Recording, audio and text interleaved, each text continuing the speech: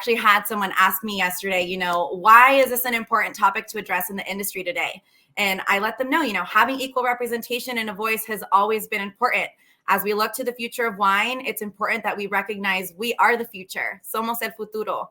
According to Nielsen data, by the way, if you didn't know, by 2023, the buying power of the U.S. Latinx population is expected to top $1.9 trillion, which is higher than the gross domestic product of countries like Australia, Spain, and Mexico. So there's really no greater time for us to be learning about this essential community, their values, their needs from the vineyards, all the way to the marketplace. And we're doing that today with our Voices of the Vineyards panel. California's agriculture, their abundance includes more than 400 different commodities. Over a third of the country's vegetables and 2/3 of the country's fruits and nuts are grown right here in California, which makes it the #1 ag producer and exporter. Within those top 10, the most valued of California commodities are actually grapes. They actually rank in 3rd place at about $4.48 billion. That's billion with a B. But when it comes to the voices of those in the vineyards, you usually only hear about Cesar Chavez, Dolores Huerta's work in the 60s and 70s. Outside of that, farm workers are largely invisible, despite being the backbone of the grape economy, which, for the record, wine grapes are grown in 49 out of 58 of the counties here in Napa in California, which makes it the #1 producer of wine in the United States and the 4th largest producer in the world after France, Italy, and Spain. So we've got to celebrate those voices of the vineyards. I hope que están listos. Are you ready? And I hope you're feeling thirsty because it's Wine Wednesday and I've got a big glass ready to sip from and share how these Vinovators are getting sip done. So with me today is Amelia Ceja, President and CEO of Ceja Vineyards, an impassioned advocate for the fair treatment of workers. We've got Sam Parra, winemaker and proprietor of Parra Wine Co., recently named in Wine Business Monthlies as the Hot Brands of 2020, wines that define the year. He's also co-chair of Oregon's Voy program, and Irineo Hernandez Barron, the associate vineyard manager for Constellation Brands, who previously had also founded a vineyard management company with his father, who first exposed him to the industry. ¿Cómo andamos? Bien, gracias. Muy bien, gracias. Thank you so much for being here. Mira qué hermosura. I'm so glad that each of you is here with me today. Thank you for being those voces del viñedo. It's so beautiful. Each of you has had experience, whether it's been personal or through family, working in the vineyards. Can you discuss some of the challenges that you've seen throughout the years or the sacrifices, those stories that we don't necessarily always share, that vineyard stewards are often faced with and rarely talked about? How about we kick it off there? Yeah, sure. I think one of the most less talked about topics that we don't hear about all these vineyard stewards is the really hard work that they have to do every single day to support their families, to grow these fabulous grapes that make these amazing wines. Some of these guys and ladies and gentlemen out there, they're working very long days, missing out on a lot of family time. I remember me personally, myself, when I was a young kid, and my father during harvest, there would be days that I would not see him. He'd leave before I woke up, and by the time I was back to sleep, he was still out there in the fields working, harvesting grapes, delivering grapes, and it's something that just people sometimes don't know how it goes and don't have the background to understand it. But I think that's one of the things that should be realized, should be seen, that these guys, they're out there just doing all this so that they can give their families a better future, a better opportunity, and hopefully that someday that they can also move up in the industry, get a better job because of all their hard work. That's a really good point. And we see that a lot. And that's not necessarily always the case, right? I mean, I know growing up, usually a lot of people who start off in the vineyards who are Latinos, they usually just move laterally to other vineyards. We don't really see that pipeline for their career growth in many places. Yeah, that's correct. And I know of people who have worked their entire lives 30, 40, 50 years in the vineyards, and they unfortunately stay pretty much in the same position. They sometimes just change companies, or the company gets sold, or the vineyard gets sold, and they stay in that same position. They just don't get that opportunity to move up. Yeah, 100%. Sam, what would you say, your experience has been like, whether personal or through your family? I know we've briefly talked about that before. For those of us who are joining us here who might not have heard from you or Irineo, what are some of those things that you can highlight and share?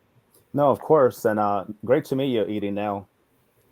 I'm Sam Parra. My grandfather, Manuel Martinez, came through the Baracero program in the late 40s from Jalisco, Mexico.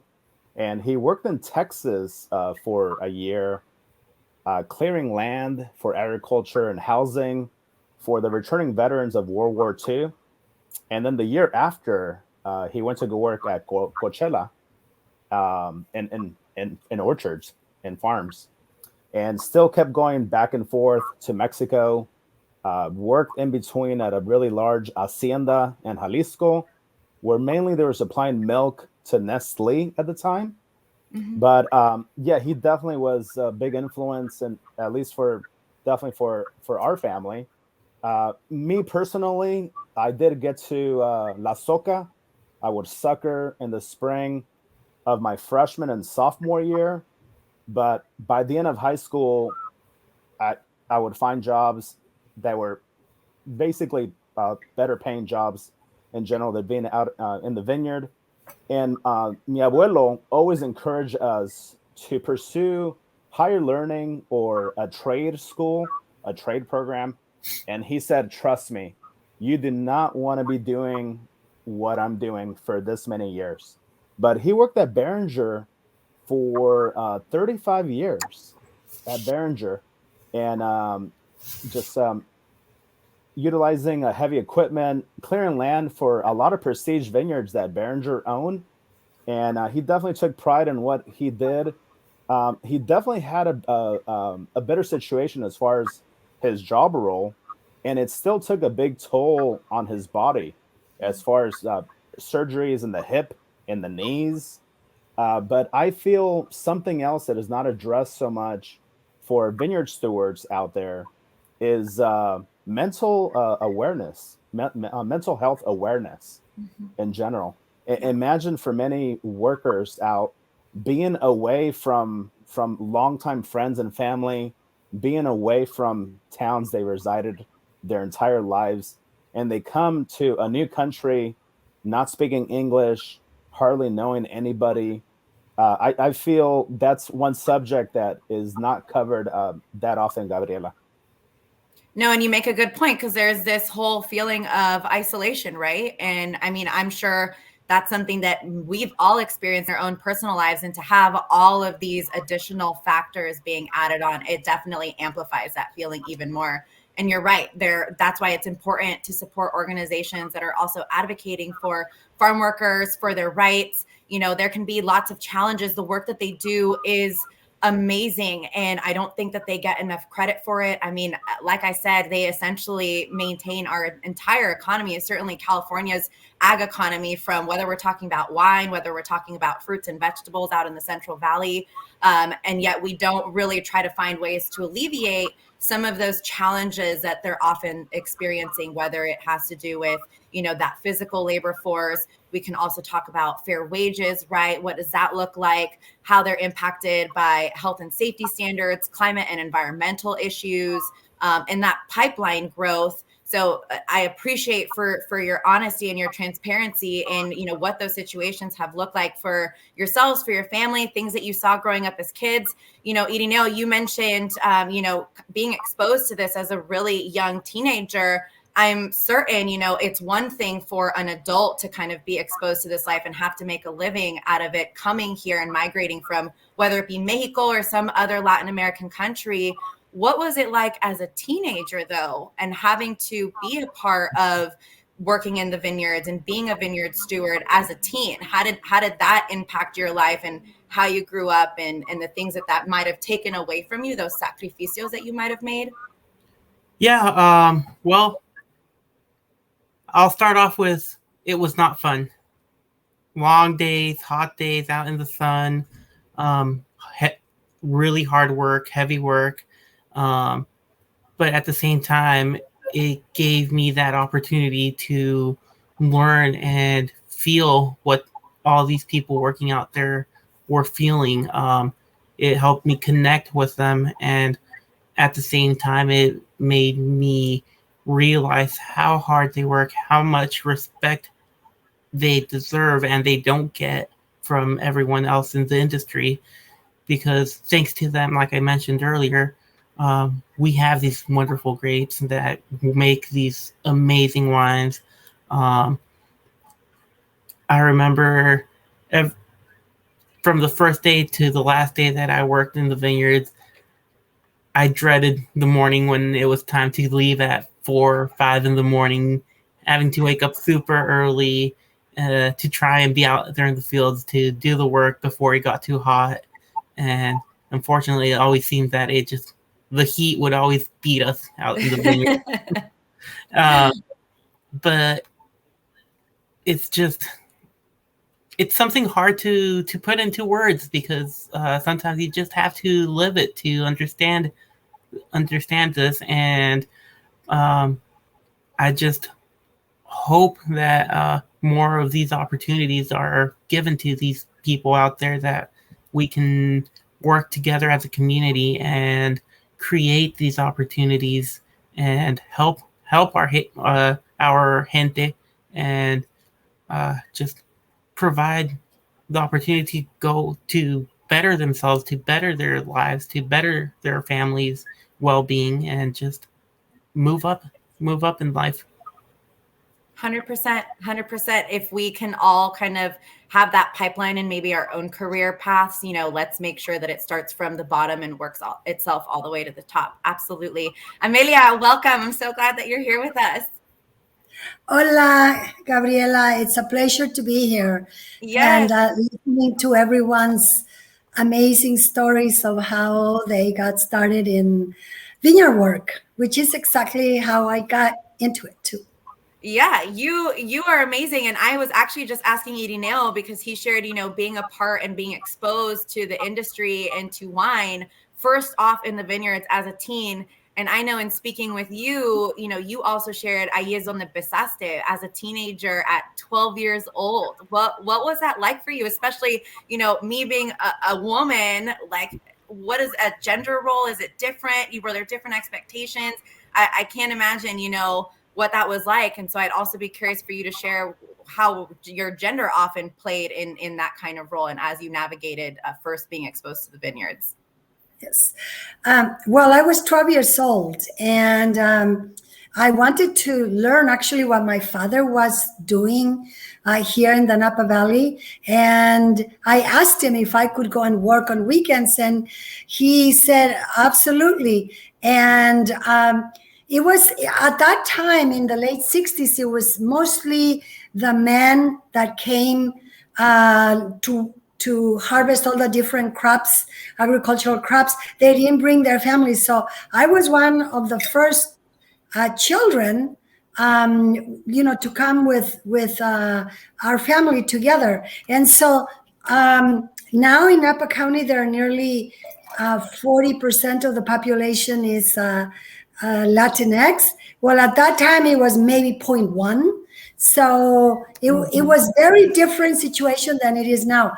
But and it was mostly men that were brought by busloads from San Francisco that came to work. So it was totally different. So I saw their children. Well, my husband Pedro, who also had arrived from Michoacan, he was also working in the vineyards, but it's backbreaking work.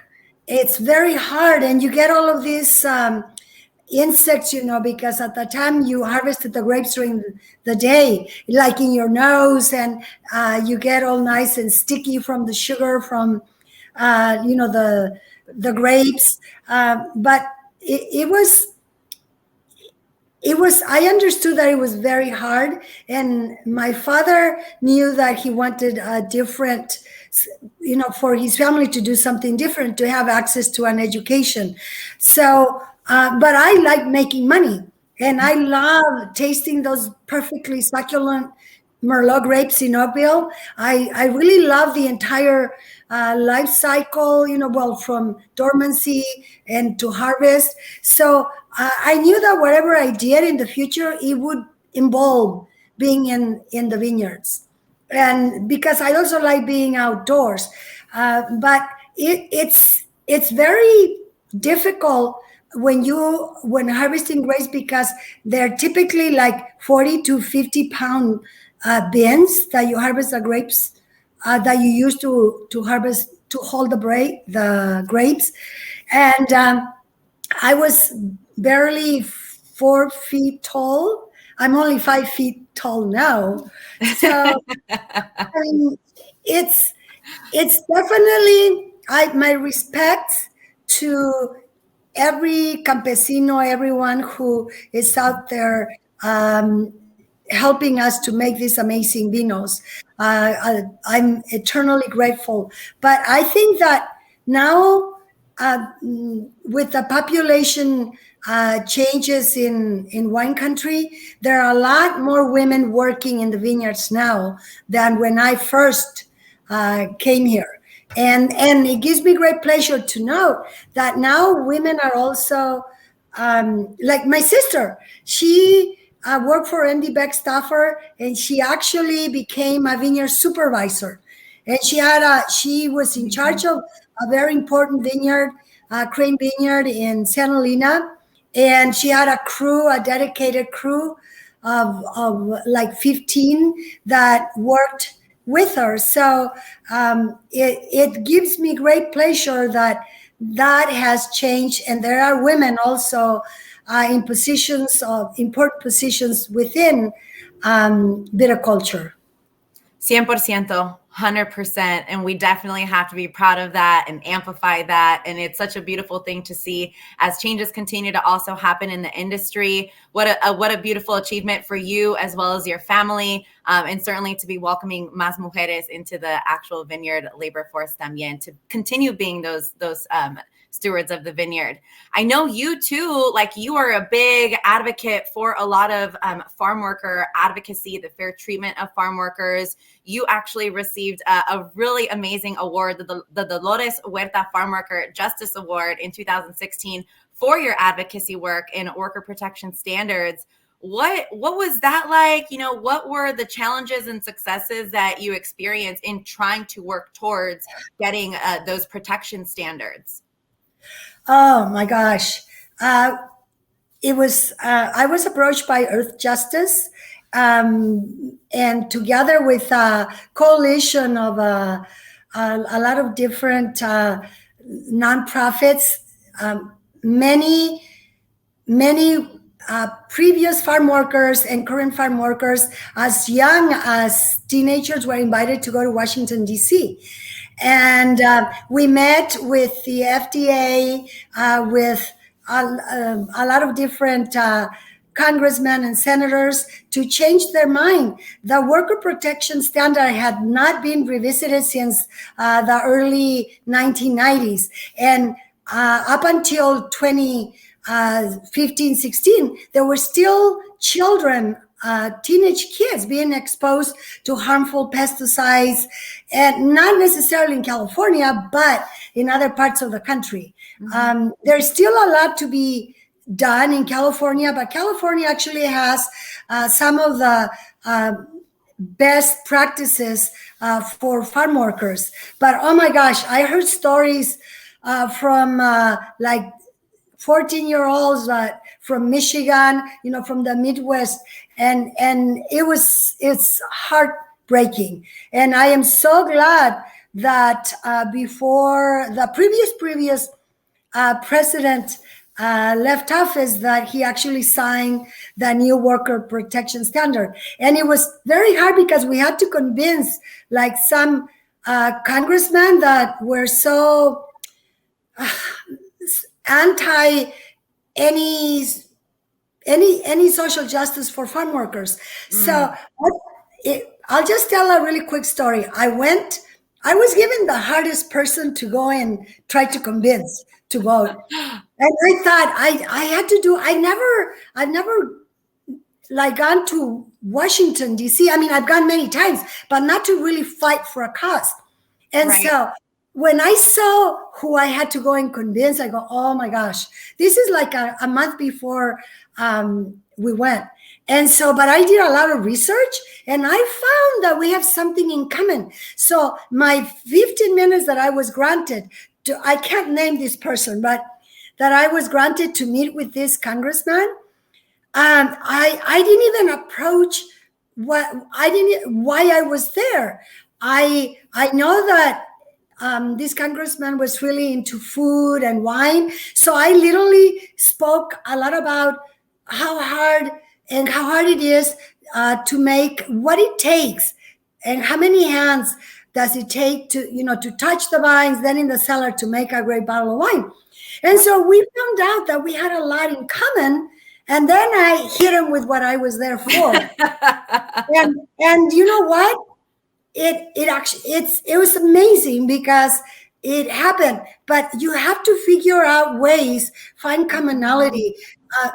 And I am just so happy, but I was actually very nervous because this person had rarely voted for anything to better farm workers. So well done to you. Felicidades. I think it speaks to just the incredible woman that you are. Maybe you have an act for convincing people. I'm just kidding. But no, it speaks to the work that you did, the research that you did, how you tried to find an angle to become relatable. And I think that's something that can resonate with a lot of people of color, right? Sometimes we feel like we have to over prepare just so that somebody can take us, seriously or consider us, as a basic entry level point. So I hats off to you for accomplishing that and for always continuously working towards a lot of that farm worker advocacy and that fair treatment for our vineyard stewards. Like you mentioned, hay muchas manos. There's a lot of hands that touch that bottle before any of us can even enjoy it and sip on it in our glass, have that beautiful community and celebration of whoever we're around with that great conversation. And so it's so important that we highlight those beautiful people that are out there making sure that we can have something to enjoy at the end of the day and that there are grapes to harvest. But like you've all kind of mentioned, Sam, Irineo, and yourself, Amelia, it's not always the prettiest picture. There's a lot of challenges there. So I'm wondering, when we use terms to describe wine like environmentally conscious or sustainable agriculture, we use those terms to talk about grapes. But how can we start to change that conversation to also use those terms so that they're applied to people and to bringing justice and equity to our gente, our vineyard stewards? What are some things that each of you can think about when you look at the future of wine and the future of this industry as ways that we can start to kind of shift that narrative and do things differently? We're already doing it. Since we purchased our first property and developed it into a vineyard in 1983, we immediately practice sustainable agriculture because it's very important to protect, number one, the people that are working in the vineyard, but also the environment. But it's not just that; it is making sure that everyone makes a living wage, like that is also able to live in the area where they work. I mean, right now in Napa and Sonoma, it's so cost prohibitive to own a home, and we definitely need to address that. Why would and these two counties are dependent on farm workers' labor to make these world-class wines. It's very important to find a solution to the housing crisis, because we need to make sure that everyone who is helping us to make these amazing wines, that they live nearby, not commute from, 50, 60 miles away. So that we need to address that. And I'm definitely going to get involved to solve that issue. 100%, 100%. And I think that also goes back to mental health, right? That stress that can sometimes occur when we're having to commute and also work those early hours. And Sam, I know you mentioned that earlier about mental health being something that should also be talked about. What is it like out in Oregon, or what are some of the things that you've all seen that occur in that state when it comes to, labor practices, life in the vineyard? How is that different from maybe California, which I know you're born and raised in Napa Valley, so you're very familiar with this area as well. And Irineo, you were also in Oregon and now are in Sonoma. So I'd love for you both to also talk about those things and maybe what you've both identified as being solutions or things that we can identify that companies can definitely do to improve some of those conditions. No, of course. I would like to Irineo to cover the early history, because I read about him, how he lived in Amity, and the co-op where I make my wine at is in Amity. But I can attest to Amelia Ceja with her sister, because her sister would attend mi familia's family gatherings. Her sister would attend because mi abuelita, que en paz descanse, era Carmen Moran Martinez, from the same area where Amelia's family is from. And que en paz descanse, pero I can attest to her sister, like, wow, what a hard worker. And thumbs up, Amelia, for all the hard workers commuting from Lake County and Solano, because yes, the cost of living has just gone through the roof. But that is a completely subject. Let me cover about Aivoy before Irineo covers more of the history of Oregon, because Irineo lived out here years ago. I moved out here in the summer of 2016. But tell you about Aivoy founders, Miguel Lopez, owner of Red Dirt Vineyard Labor Company, and then Jesus Guillen, may he rest in peace, y luego, of Guillen Family Wines, y luego Sofia Torres McKay of Cremosi Vineyard. I was truly honored where Jesus Guillen visited me at my previous employer up in the Dundee Hills. He knew of my involvement as a volunteer to seek out donations for Salud. And so we formed Aivoy, is a pilot program right now in Chemeketa. And they also get the dub set level, the first level through Linfield University in McMinnville. But the pilot program of Aivoy is at Chemeketa. It's in Salem, Oregon. It is a non-credit program right now, but we all know education is power. But with education, you're providing vineyard stewards more of the purpose of the actual trade they are in. Yeah. They're feeling more included in the industry and by their employer. So we were able to start really fast because of the contribution of ERAD Family Foundation on our very first year. Okay. So definitely thank you so much, ERAD Family Foundation. And even more recently too was fully family wines.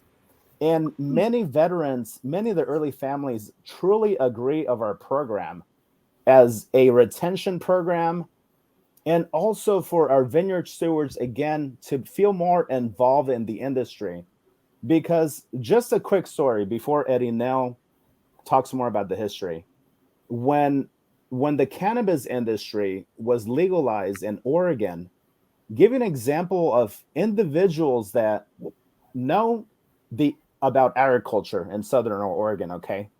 Let's just say they were making between 12 and 18 an hour, just as an example. Here comes the legalization of cannabis. who is to blame a very young family where they were making between 14 and 18 an hour, where they can go work in agriculture for cannabis for double the amount? And the industries in Ashland and Medford truly got affected with that change alone of la manos de obra. Wow. They went to go work. They went to go work somewhere else because they know agriculture. So what if with Aivoy, what if they get more passionate about the industry? Because many vineyard stewards are great with agriculture. Many of them do not know what happens when the grapes go into the cellar on the making side for winemaking, for marketing. So Aivoy right now, it's a 16-week program where every week everything's covered, everybody, as far as viticulture, financing, marketing. Amazing. And again, through the dub set, they learn as far as wine terms, the wine language, the wine culture. They go on field trips. But again, keep an eye out for us, everybody. Whoever wants to contribute, Aivoy, AHI, I'll type it in, aivoyoregon.org. But I would like for Irineo, as far as your question, for the early part of Oregon, because Irineo, I saw the years that he lived here. And trust me, back then, for myself visiting since 1999 out here, the Latino population has definitely grown. But I think you need more of the insight of a man that actually lived here and was in the industry back then.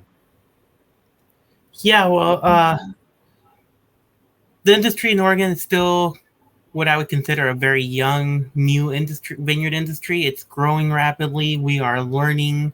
In fact, that's one of the reasons why I decided to move down here to California is I wanted to get more experience in the region where they've been growing for longer.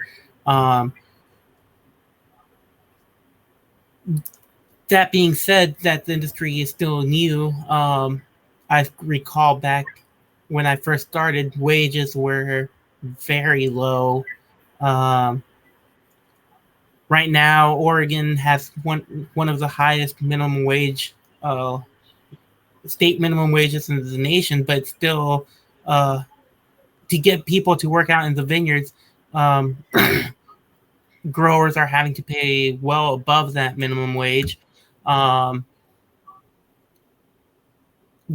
California, like Amelia was saying, has some of the best and highest worker protection standards in the nation. And I really hope that the other states like Oregon and Washington and every other state where we're growing wine grapes adopt some of these standards. And for example, California, the overtime in agriculture. In Oregon, that does not exist.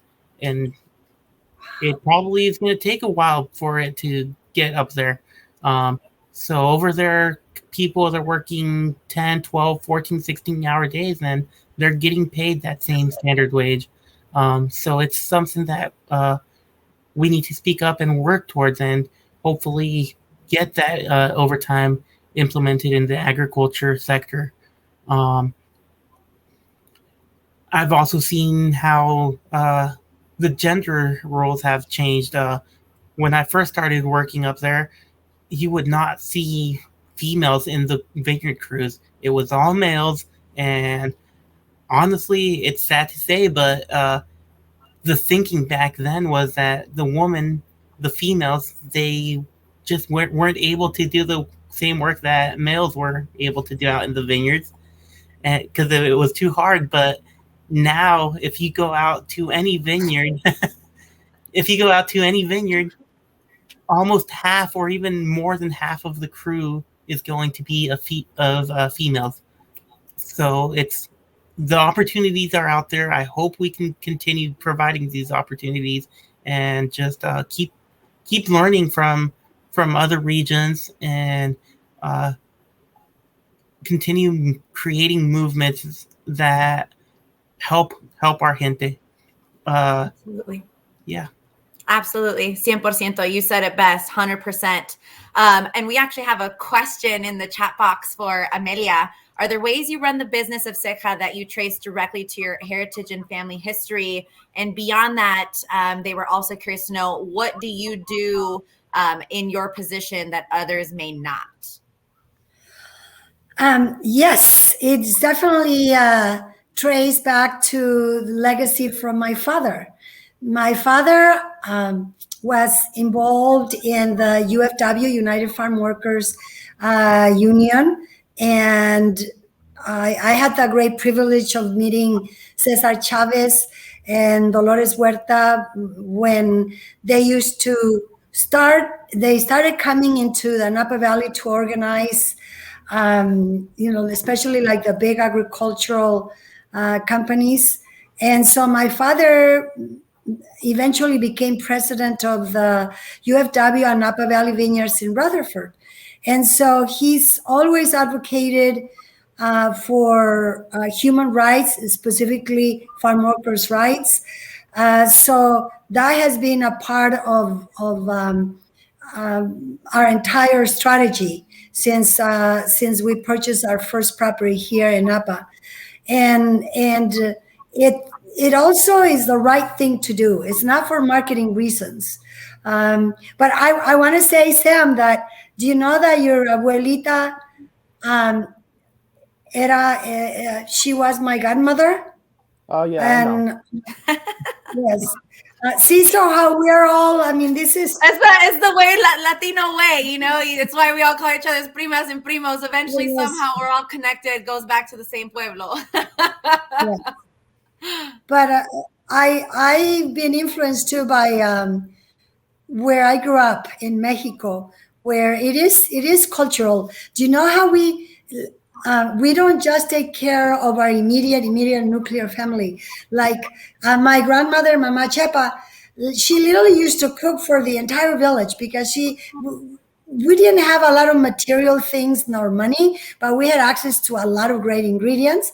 And she would make all of my little friends after school, they would come and have a snack or eat with us, just because their parents might have been working out on their little farms. So we need to take care of each other. And I think that's really cultural, because I mean, how many homeless Latinos, Latinx do you see compared to others? It's because even if we all live in one single bedroom apartment, and someone needs a place to stay, we welcome them. And I think that is something that is very, very, very unique, that we really care not just about our immediate family, but about bringing others alongside us and being an active participant and making sure that everyone has a fair chance, regardless of